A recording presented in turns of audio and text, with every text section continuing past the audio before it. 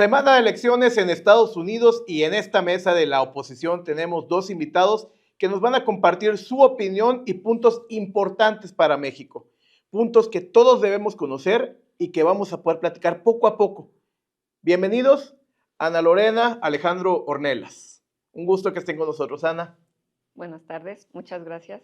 Ale. Hola, ¿qué tal? ¿Cómo están? Oigan, pues hoy quiero platicar de algo muy importante para todos y es qué es lo que está en juego en la elección presidencial de Estados Unidos y cómo esto puede influir en nuestra región este próximo 5 de noviembre. Ana. Bueno, en cuanto a la relación México-Estados Unidos, hay muchos temas que están en juego. Creo que de los más relevantes es la renegociación del TEMEC que se prevé para 2026, el tema migratorio, el tema de tráfico de armas, de drogas, y también el tema, dependiendo de quién sea el candidato ganador, la influencia que puede tener en esos aspectos que he señalado.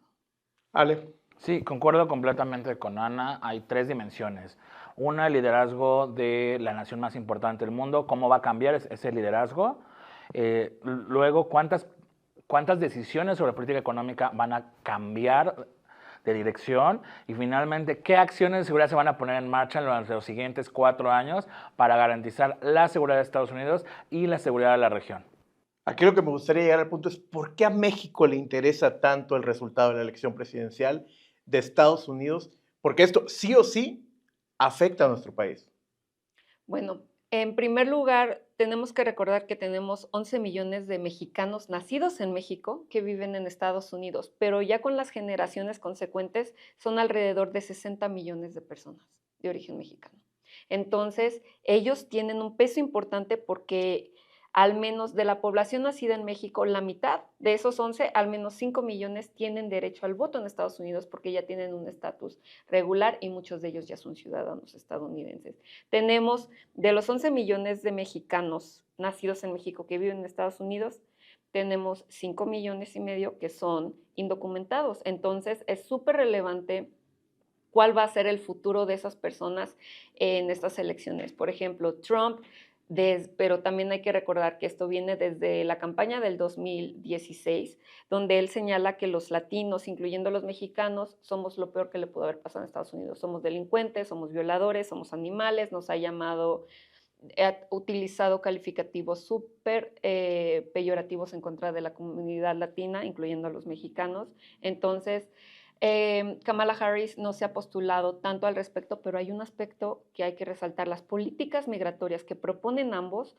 no son tan diferentes, son punitivas. Entonces, ambos buscan disminuir el flujo migratorio a través de hacerlo más difícil. Como si tú cruzas la frontera, no va a ser cruzas y deportación automática, es cruzas cárcel y cuando termines tu sentencia de cárcel, te deportan a tu país.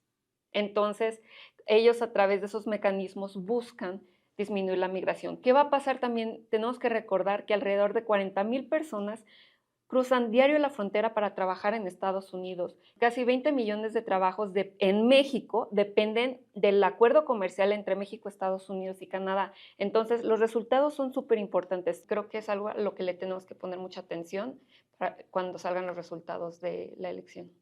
Muy bien. Alejandro, ¿cuál es tu punto de vista acerca de la relevancia que tiene sobre México? Bueno, número uno es el vecino del norte de México, ¿no? O sea, es lo mismo que si tú te paras en tu casa y ves lo que está haciendo el de al lado, si pone mucho ruido, si lo tiene sucio, si tiene limpio, si deja la basura afuera, si no recoge incluso las luces de Navidad, de Halloween.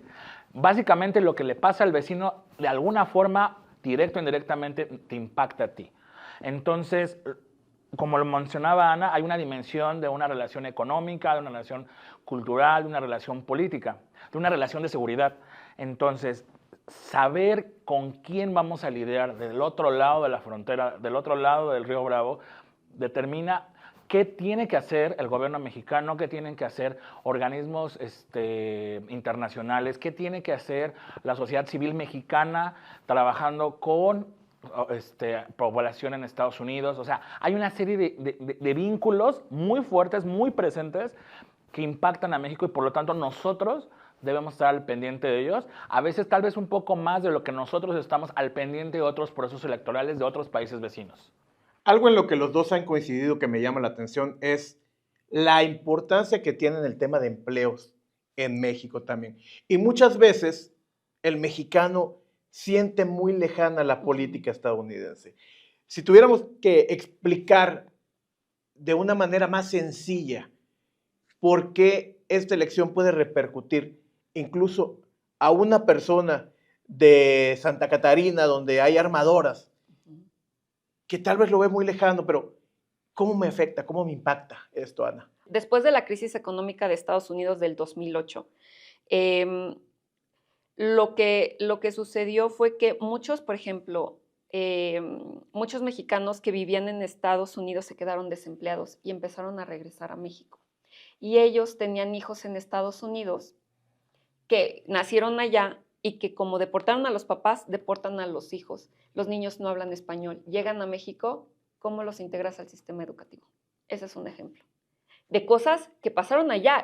Ellos se quedaron sin empleo en Estados Unidos, pero acabaron regresando a México. Inmediatamente quedan en desventaja social. Exacto, quedan en desventaja social. Esos niños, ¿cómo van a tener acceso a la educación si no hablan español? No podemos decir que es culpa del gobierno mexicano, porque el idioma oficial en México es en el español. Claro. Pero también tenemos que tomar en cuenta que si pasa algo en Estados Unidos, va a afectar a la comunidad mexicana que vive en Estados Unidos. Y si ellos tienen que regresar, hay que tener la infraestructura y como los espacios desarrollados para poder atender a esa población que regresa. No se ha podido hacer. Ahora, el ejemplo de los empleos en México. Cuando tú tienes dos países tan interconectados, y sobre todo cuando hay un acuerdo comercial que establece que en México se pueden establecer plantas ensambladoras. ¿Por qué se ponen las plantas ensambladoras en México originalmente? Porque producir en México es mucho más barato. El salario mínimo es más bajo, los impuestos son más, se han dado preferencias fiscales a las empresas que invierten en México. ¿Por qué? Porque generan empleos, ¿no? Entonces, en vez de que inviertan en un país que les dé otras tasas preferenciales de impuestos, tratamos de atraer esa inversión a México, dándoles tasas preferenciales de pagar bajos impuestos, pero que genere muchos empleos. Ahora, si llega un político o un presidente y dice, yo ya no quiero más carros importados de México, las empresas que ensamblaban en México y que exportaban a Estados Unidos, ¿por qué iba a venir BYD y por qué iba a venir Tesla a México? Porque, por ejemplo, en el caso de BYD es como hay un conflicto comercial entre Estados Unidos y China no puede exportar directamente a Estados Unidos, ¿qué hace China? Dice, pues pongo una planta en México, aprovecho el acuerdo comercial que hay entre México, Estados Unidos y Canadá que permite que los productos mexicanos entren a Estados Unidos sin impuestos o con una tasa muy baja de impuestos. Entonces yo pongo mis plantas en México porque así ya puedo tener acceso al mercado estadounidense. Con una reducción de costos todavía. Exacto, ¿no? Con una reducción de costos y estás entrando a un mercado que Estados Unidos te está bloqueando, pero como lo estás haciendo a través de México, entonces ya es legal. Entonces, ¿qué sucede? Todos esos empleos que se iban a crear en México, si gana una persona que te dice, yo ya no quiero carros importados en México, y las empresas deciden ya no establecerse en el país, pues obviamente generas un tema de incertidumbre laboral. Muy bien. Alejandro, tocabas un tema muy importante, que es nuestro vecino inmediato, y lo que sucede ahí, pues va a afectar a México sí o sí. Ponías el ejemplo de cuando en tu colonia un vecino no tiene orden en su casa. ¿Qué sucederá y cuál es el resultado que le conviene a nuestro país en esta elección? Dios, es una pregunta muy complicada, pero yo creo que lo que le conviene a México es que el nuevo vecino, el nuevo encargado de la casa de al lado, digamos de la Casa Blanca, sea una persona que se quiera sentar a platicar. Y que tú, como desde el lado mexicano, que tú quieras sentarte a platicar con él. Es lo fundamental. No importa aquí las filias, no importa si te caen mejor los demócratas, te caigan mejor los republicanos, te caiga mejor la señora Harris, te caiga mejor el señor Trump. Lo que importa es que haya canales de comunicación. Lo que importa es que cuando ese resultado se ve, México se siente a platicar, México reconozca el resultado, apoye, no tomemos el gobierno mexicano y la oposición tampoco, se siente a decir, estábamos a favor del otro candidato. No, no, no. Una vez que el resultado se dé, lo fundamental es salir y decir, ok, reconocemos el resultado, los vecinos, mucho éxito en su gobierno, estamos aquí para colaborar, para debatir, para cooperar y para seguir invirtiendo. Lo más importante para México sería que su gobierno esté a la altura del nuevo escenario que se presenta. Lo tiene que hacer. O sea, no es un asunto de prepararse, es que ya es inmediato. Y de voluntad. No de voluntad, es un requerimiento básico de la posición en la que está México. Pero hablando en un ideal. En un ideal, pero en la praxis México tiene que sentarse a la mesa con Estados Unidos. Si necesitamos, ante un escenario donde se revise el TEMEC, a México no le conviene que se revise para retirar la cartera de productos que se pueden comercializar. Por otro lado, si hablamos de seguridad, a México no le conviene que no haya cooperación en materia de entrenamiento para las Fuerzas Armadas. Si hablamos de relación bilateral, de permisos migratorios, a México no le conviene que nos pongan más requisitos para ir a trabajar, para ir a turistear, para que vengan los turistas estadounidenses a la Riviera Maya. Entonces, sea lo que sea, el resultado que sea, tenemos que ir a negociar con Estados Unidos. Lo más importante es un México negociador en la mesa. Sí, eso es fundamental. Muy bien. Ana, la misma pregunta. ¿Qué resultado y por qué le conviene a México un resultado en específico? Concuerdo con Alejandro. Creo que independientemente de que gane, en los temas prioritarios, las posturas de ambos candidatos no son tan diferentes. En el tema comercial, como te mencionaba, Trump ha tenido abiertamente posturas más radicales, pero también es un tema de demagogia. ¿A quién le habla Trump? Trump le habla al estadounidense racista, xenófobo. Esa es parte de su audiencia. Y es una estrategia de mercadotecnia. Exacto, al final de cuentas. es una estrategia de mercadotecnia. Trump, como les mencionaba, la vez pasada, desde la campaña del 2016, Trump decía, los latinos son lo peor que le ha pasado a Estados Unidos, pero su gobierno no ha sido el que más personas ha deportado. De hecho, es la de Biden. Exacto, exacto. Es mucha demagogia. Trump le habla a personas que están en contra de la comunidad latina. Trump le habla a esas personas, pero es pura demagogia. En la realidad, él no ha sido el que más deporta, no ha quitado ni una sola empresa, no ha roto pactos comerciales con México y Kamala Harris no ha sido tan abierta al respecto, pero Kamala, otra vez, cuando ella era senadora y cuando era el proceso de aprobación inicial del TEMEC en 2017, 2018, 2019, ella se mantuvo en contra del TEMEC. Entonces, independientemente, y como decía Alejandro, de quién gane, nosotros como país nos tenemos que sentar a negociar con quien gane. Al final de cuentas, ambos están persiguiendo un voto, y un voto es un Exacto. voto. Y tienen muy claro su mercado y tienen que ir por él. Exacto. Ahora, la gran pregunta, ¿cuál es la postura que debe asumir México?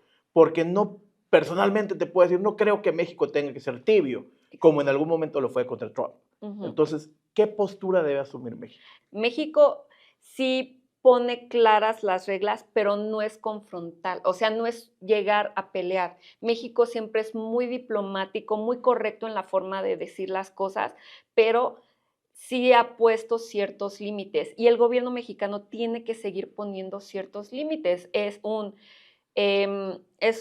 ¿Quieres ponerme aranceles? Bueno, entonces yo te voy, o sea, a cambio, ¿qué quieres? O sea, si tú me vas a poner aranceles, pues yo también te voy a poner aranceles a tus manzanas, ¿no? Por ejemplo.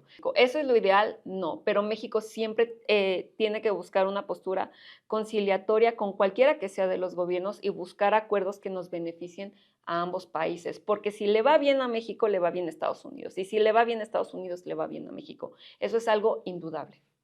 La relación bilateral tiene que funcionar Exacto. en una misma marcha y tienen que sumar esfuerzos. Exacto. Ahora, aquí me voy a este punto con Alejandro.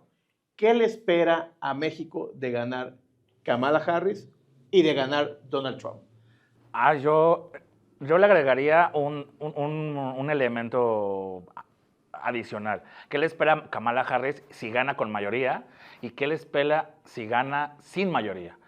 Si alguno de los dos candidatos, bueno, y lo mismo pasaría con Trump y con con algún otro de los otros dos candidatos pequeños que andan por ahí, pero bueno, eso es otra cosa. El punto es que si ganara Kamala con mayoría en el Congreso, pues tendrían espacio para presionar a México sobre el cumplimiento del TEMEC, sobre muchas de las políticas en las cuales por lo menos los demócratas no simpatizan con el gobierno actual. Por lo tanto, nos pondría en una situación un poco difícil en temas de seguridad, ¿no? Hemos de recordar que en los últimos 5 años el gobierno de los Estados Unidos ha hecho énfasis en que muchas zonas de México son cada vez más inseguras. Por lo tanto, México se enfrentaría a un reto en una política, se enfrentaría a un reto de cooperación en materia de seguridad.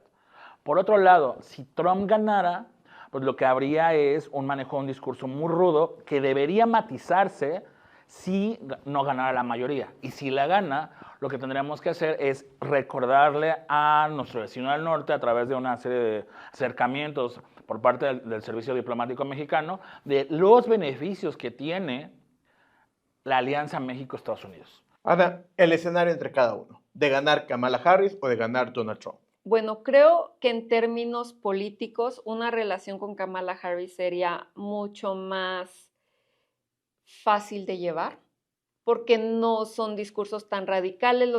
Los demócratas tienden a ser amigables con los mexicanos, pero los republicanos también lo han hecho, porque como bien mencionó Alejandro, nos necesitamos mutuamente. Los republicanos saben que necesitan la mano de obra mexicana, tanto de su lado de la frontera como de nuestro lado de la frontera. Otra vez, hay millones de mexicanos trabajando en Estados Unidos de manera indocumentada, y si siguen allá es por algo, que si tienen cierto nivel de producción y cierto crecimiento económico, parte de ellos se lo deben a la mano de obra indocumentada. Históricamente el PRI ha sido un gobierno que sabe mantener relaciones con el mundo. ¿Cuál debería ser la reacción del gobierno morenista de hoy, que está entrando y le toca muy pronto una transición en el vecino del norte? Pues yo creo que número uno, deben de apelar a la experiencia. O sea, sabemos que en Morena no les gusta mucho la parte técnica y la experiencia y el talento, les gusta más otro tipo de cualidades, pero es una realidad que para lidiar con un vecino difícil hay que ser talentoso, hay que tener diplomáticos preparados, hay que tener financieros y economistas de buen nivel. Entonces, esto se nutre trayendo a los mejores perfiles, que a lo mejor no están en Morena, pero que sí estarían dispuestos a colaborar. Incluso, pues todo es un asunto de sentarse a decir, ¿saben qué? Lo primero es la patria. Si se supone que pues esa es la dirección que ellos tienen, pues acercarse a los perfiles, a las personas que quieran apoyar una relación sana entre México y Estados Unidos, y eso lo pueden hacer. En México sobran los perfiles para hacerlo. No, lo único que tienen que hacer es, pues, no vamos a decir, bueno, valdría la pena decir esta frase, más bien, decirlo de buen modo, ¿no? No es por un proyecto político, es por un proyecto de Estado. ¿Qué papel juegan los partidos políticos precisamente en este punto que nos comentas? Pues yo creo que mucho, un gran papel. Estábamos acostumbrados hasta hace algunas décadas a que la relación la hacían entre pares, entre presidentes, ¿no? Entre embajadores. Pero creo que hoy ya vivimos una realidad diferente, donde los legislativos, la paradiplomacia, la cooperación entre sociedad civil de diferentes países hace mucho peso. Entonces yo creo que sería importante que la oposición, todos los partidos, a través de los congresos, se sentaran a buscar a sus pares con el vecino del norte y decir, oye, queremos conocer cómo construyen sus políticas, queremos ser parte del proceso de observación y queremos, bueno, no podemos decirlo, pero sí hacerlo, queremos influir. ¿Por qué? Porque nos interesa una mejor relación comercial, nos interesa un mejor acceso a políticas migratorias, nos interesa que haya un discurso que facilite nuestra recepción de turistas. Nos interesa que haya un intercambio científico y educativo. Entonces, los partidos desde los congresos se deben de sentar a buscar a sus homólogos en el otro congreso y usar herramientas de paradiplomacia, de diplomacia cultural, de un poco de revisión de cuentas. Las herramientas existen, lo que tienen que hacer es ponerlas en marcha. Ana, desde tu punto de vista, ¿cuál debe ser la reacción que debe asumir el gobierno mexicano, justamente hablando de este tema y del papel que juegan los partidos de oposición y los partidos políticos en general en México? Bueno, como te mencionaba, creo que el papel del gobierno, y nada más voy a hacer un comentario rápido, es saber negociar con quien sea que gane la elección. Ahora, en cuanto a la oposición y sobre todo el PRI, nosotros fuimos los negociadores del TEMEC, nosotros fuimos los negociadores del Telecán en los 90s. Entonces, en la construcción del TEMEC, y es algo que como oposición debemos de defender, es el tema de las instituciones que garantizan la transparencia y la rendición de cuentas. Eso es algo que está explícitamente, los 3 países deben de tener instituciones de transparencia y rendición de cuentas que permitan que el tratado tenga un marco legal que permita a todos ver qué es lo que está pasando.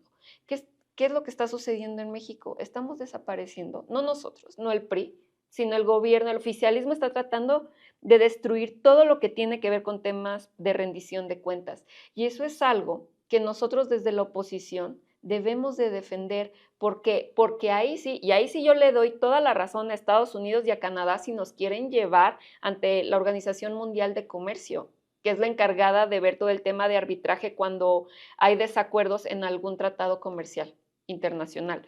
Entonces, desde la oposición lo que tenemos que hacer es insistir en que estos organismos que son fundamentales, no nada más para nosotros como mexicanos, sino para un tema de comercio internacional, es garantizar que en nuestro país, que es la cancha que nos corresponde, existan, se cumplan con todos los lineamientos plasmados que son de buena gobernanza, para que el tratado y nuestros acuerdos con Estados Unidos y la relación con Estados Unidos se lleve a buen fin. Para cerrar, un minuto sobre el panorama para México, sea cual sea el resultado, para concretar toda la participación. El panorama para México es básicamente cuesta arriba, ¿no?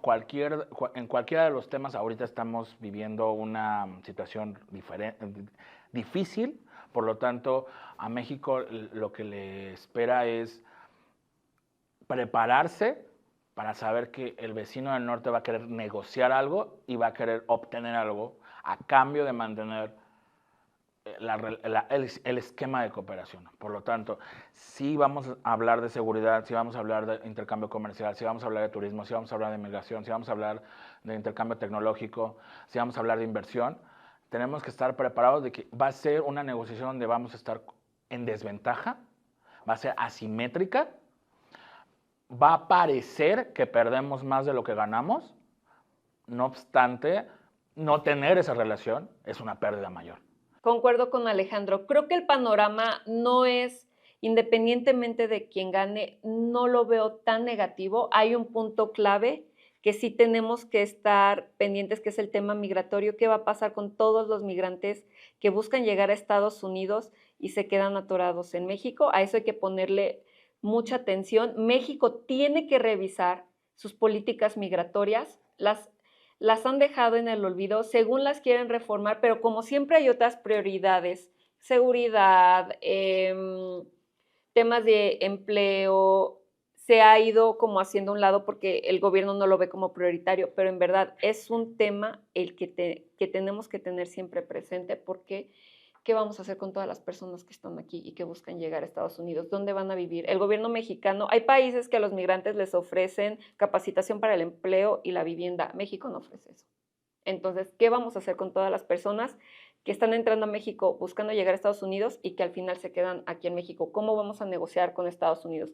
Creo que el panorama en temas comerciales durante el proceso de la negociación, o sea, 2025-2026, se va a ver públicamente como negativo, pero al final de cuentas no creo que cambie mucho. Creo que el mismo gobierno mexicano en el momento en el que el gobierno estadounidense y canadiense empiecen a ejercer mucha presión por el tema de la desaparición de instituciones, creo que el gobierno mexicano va a ceder. Entonces, no se va a ver afectado negativamente. De hecho, creo que puede haber un aumento en el intercambio comercial de aquí al término, por ejemplo, del cuatrienio del próximo presidente de Estados Unidos, incluso de aquí al 2030. Va a crecer la cooperación binacional, pero el gobierno mexicano sí tiene que estar abierto y receptivo a lo mejor a las recomendaciones que en materia de comercio internacional tiene que ver y también defenderse. Lo que sucede aquí no es menor. México se enfrenta a un reto sumamente importante y México debe asumir un papel negociador, un negociador firme en la mesa, consciente de su realidad y mostrándose como alguien fuerte ante el mundo.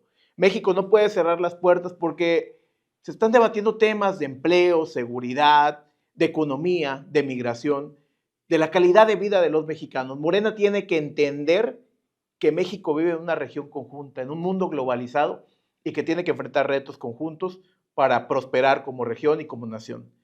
A todos ustedes, muchas gracias por estar con nosotros en esta plática. Mi nombre es Jorge Tejero y les invito a seguir viendo La Oposición. Hasta pronto.